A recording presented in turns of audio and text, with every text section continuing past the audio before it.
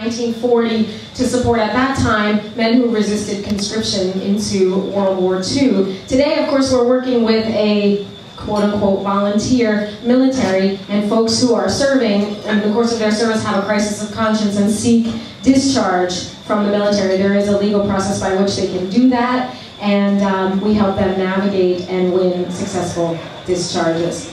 But sometimes, you know, in the peace and justice community, people ask me, why have compassion for someone who joined the military and then decides they want to get out? Didn't they know what they were signing up for? Didn't they know that the military's purpose is to fight wars?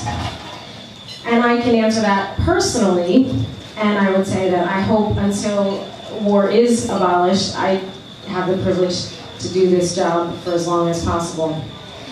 And on a more general way to answer that question, I just want to tell you about a recent client of ours.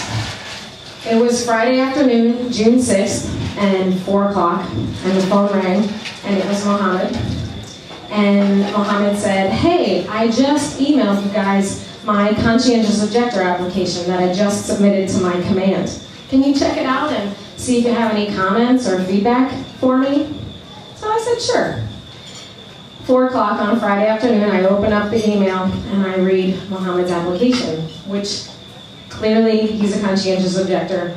Clearly he opposes war based on his deepening understanding of his Muslim faith. And his application is terrible in other ways. It doesn't meet his legal burden. And I'm thinking, what am I going to do? Oh my gosh, it's 4 o'clock on a Friday afternoon. What am I going to do to help this young Palestinian man who's 29 years old, a member of the U.S. Army, is a conscientious objector and a practicing Muslim with deployment orders to Afghanistan? One of the kernels, one of the gems in Mohammed's application was talking about when he received those deployment orders to Afghanistan and his teammates saying to him, hey, you're going to see your cousins. And Mohammed saying, yeah, I am. And I can't shoot them.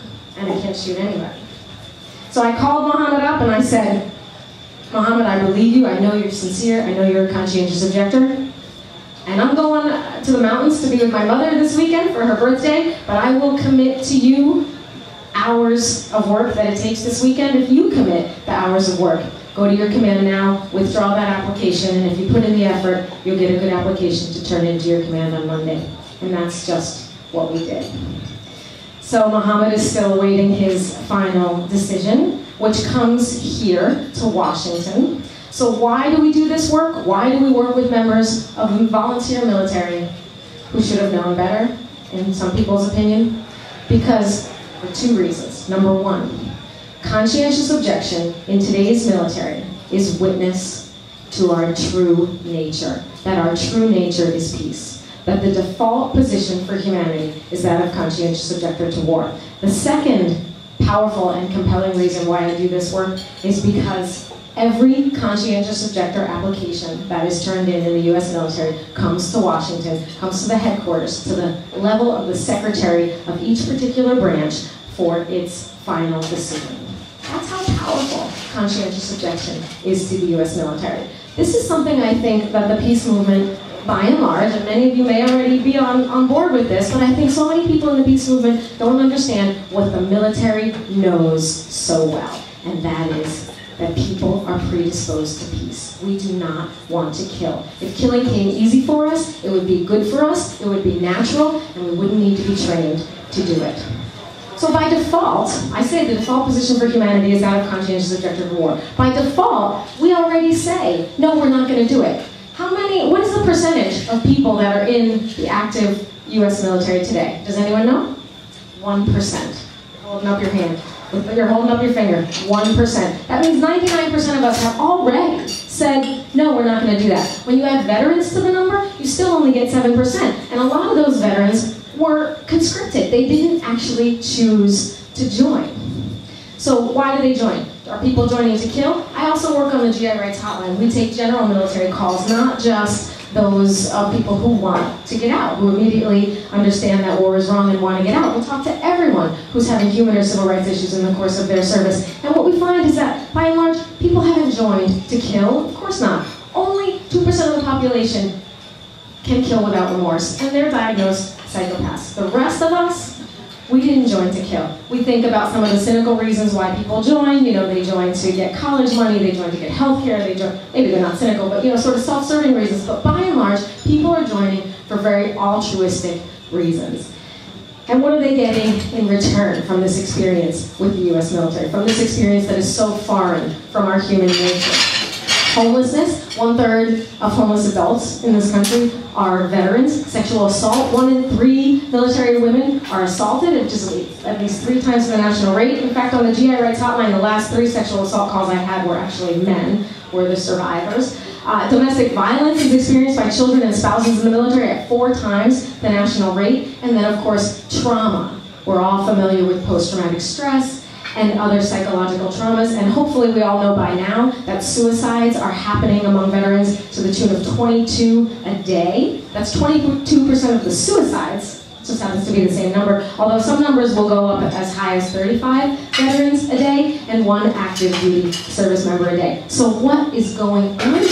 What's the proof? How can I say that human nature is predisposed to peace? Because studies have been done and show that the trauma that manifests in these symptoms and the trauma that members of the military experience is quite different than the trauma experienced by, say, a rape survivor or a hijack survivor. It's not about fear for your life or that hypervigilance that we're familiar with. It's about an inner conflict, moral injury. I'm hoping most of you are familiar with moral injury. So where does this come from? This is a transgression against the conscience. Moral injury is wounds to the soul caused by a transgression, a violation of the conscience. And where does this come from? This starts in basic military training. Folks, hopefully have heard these numbers. World War I, 5% of individuals shot to kill on the battlefield. World War II, maybe 15%, depending on the numbers you see, 10 to 15%. By Vietnam, 90% were shooting to kill. Today, those numbers may be even higher. The training evolved to meet the military's goals. There's actually a science of killing. Do you know what it is? If you know your etymology, you can figure it out. The science of killing is killology. Killology. There's actually a real science of figuring out how to get people to kill. Again, if people were predisposed to killing and violence, it would come natural for us. But instead, the science has developed with the express purpose of circumventing the conscience, to train a soldier to kill by rote, by reaction. But the conscience always comes back. And what happens when the conscience comes back? What's the military's response? 20% of service members are prescribed psychiatric drugs. Undiagnosed and untreated trauma is the #1 call that we get on the GI Rights Hotline. At least 30,000 cases of trauma that is being labeled pre-existing and these folks are being kicked out of the military because they have this pre-existing condition. At least 30,000 cases are being examined by Congress now and looking to have those discharges overturned, because the military doesn't want anything to do with you once your conscience has come back and you've felt the pain of the transgression and what you've done as a result of your military training. The military wants nothing to do with you, and these folks are being kicked out. And there's also, as David mentioned, the mechanization, the distance. So we're seeing the different layers that the military is creating to conceal these numbers and to conceal this trauma. And drones and other mechanization are just another way you create this distance, but it's backfiring. Pardon the pun, I don't know if that's a violent metaphor, but it's backfiring because we're seeing that drone pilots are experiencing trauma in just as high or higher numbers as people on the battlefield. So what can be done? Wage an active war. Peace like war is waged. Wage an active challenge against the idea that war is human nature. And we see it every day with our conscientious objection clients. We see that taking that proactive step and reclaiming your conscience makes a world of difference. We get clients who write to us, who write their first draft of their application, and they're so angry or they're so full of pain and trauma. But they write it down, they take that proactive step. They're not even out of the military yet, but they've already begun to heal because they've reclaimed the conscience that their military training has stripped from them. We've got to wage an active challenge against the pillars of our society, our government, our media, our schools, even our churches. Some of these churches, you could wrestle the cross down faster than you could wrestle down the flag from in front of these churches. We've got to challenge the idea that war is human nature.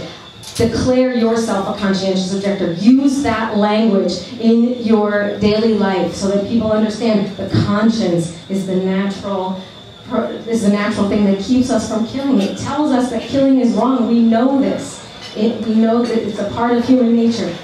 And I think that the more that we isolate violence, I find so many members of the peace movement say, oh, the world is so violent, it's such a violent place, there's so much violence. You know what, there is violence in the world, but by far, people are cooperating, they're working together, and they're engaging in peaceful interaction thousands and thousands and thousands of times more on a daily basis than they're engaging in violence. And I think we stand with the victims and the survivors, and we stand against the perpetrators when we acknowledge that. So raise the profile of conscience, raise the profile of the default position for humanity as that of conscientious objector. And let me just leave you with this quote from JFK that I hope all of you know. By doing so, by raising the profile of conscientious objection, hopefully we will bring JFK's Distance Day a little bit closer. JFK said, war will exist until that distant day when the conscientious objector enjoys the same reputation and prestige as the warrior does today. Thanks.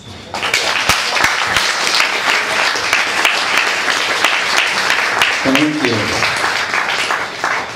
It's one of the most common responses you'll get to Let's Eliminate War.